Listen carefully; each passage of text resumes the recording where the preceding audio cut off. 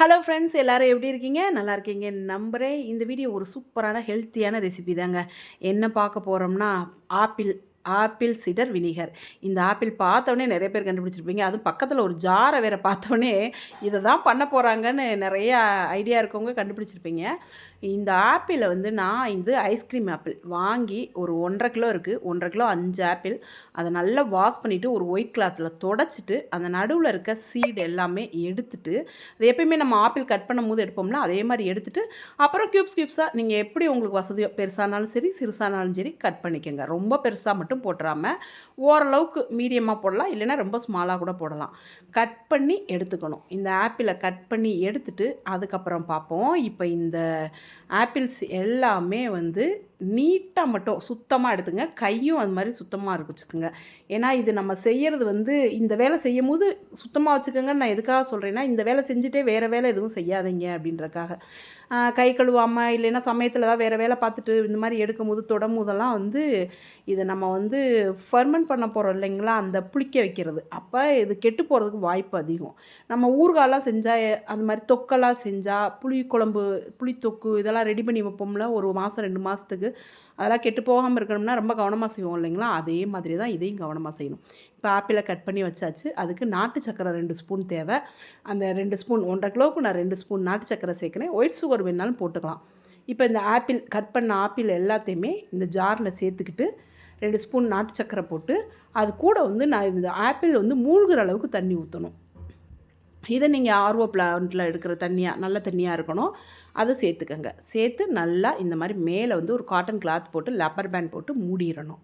இதை மூடி எங்கன்னா நீங்கள் கபோர்டில் ஏதாவது இருட்டான பகுதி, அதாவது சூரிய ஒளி படாத பகுதி, அவ்வளோதான். கபோர்டில் எங்கேனாலும் வைங்க, சூரிய ஒளி மட்டும் படாத மாதிரி பார்த்துக்கோங்க. இருட்டாக இருந்தால் தான் அது நல்லா ஃபெர்மெண்ட் ஆகும், அதுக்காக தான்.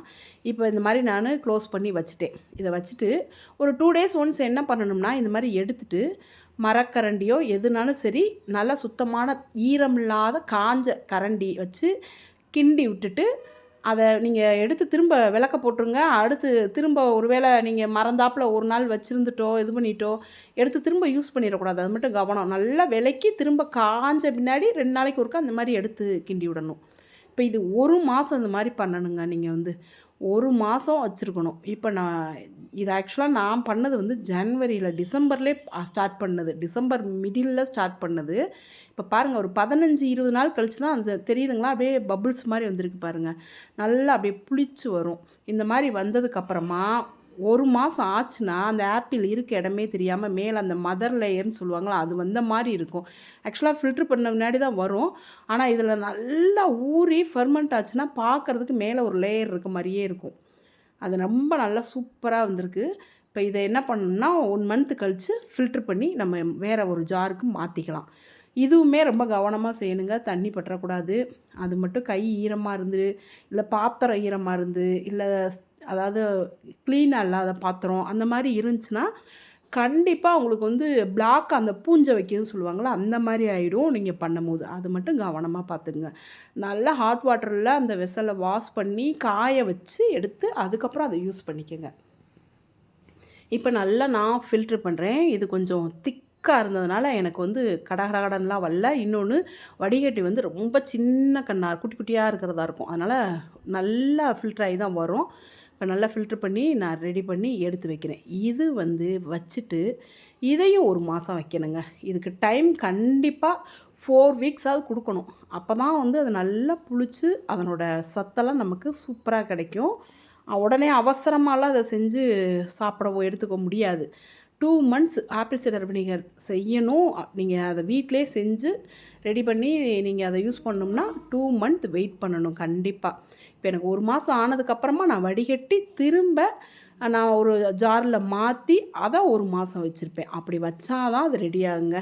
அது வரைக்கும் பொறுமையாக காத்திருக்கணும். இன்னொன்று அதை கெட்டு போயிடாமல் பார்த்துக்கணும். சுத்தமான பாத்திரங்களில் செய்யணும். இப்போ நல்லா இந்த மாதிரி ஒயிட் கிளாத்தில் போட்டு நல்லா வடிகட்டி எடுத்துக்கிறேன்.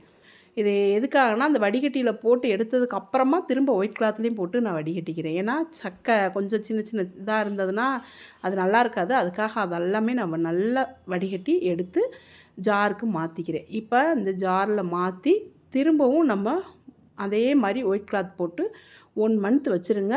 சூரிய ஒளி படாத இடத்துல வச்சுட்டா சூப்பரான ஆப்பிள் சிடர் வினிகர் ரெடி ஆயிடும். இது எல்லாருக்கும் தெரிஞ்சது. ஹார்ட் ப்ராப்ளம் இருக்கவங்க கூட சாப்பிட்லாம். அது மாதிரி வந்து வெயிட் லாஸ்க்கு ரொம்ப ஹெல்ப் பண்ணும், ப்ளட் ப்ரெஷரை கண்ட்ரோல் பண்ணும். அது மாதிரி நிறைய விட்டமின்ஸ், மினரல்ஸ், ஏகப்பட்ட ஹெல்த் பெனிஃபிட்ஸ் உள்ளது. இது நீங்கள் வந்து வீட்டிலே சூப்பராக அது மாதிரி ரெடி பண்ணி வச்சுக்கலாம். இப்போ 1 மந்த் கழித்து பாருங்கள், சூப்பராக ரெடி ஆகிடுச்சு.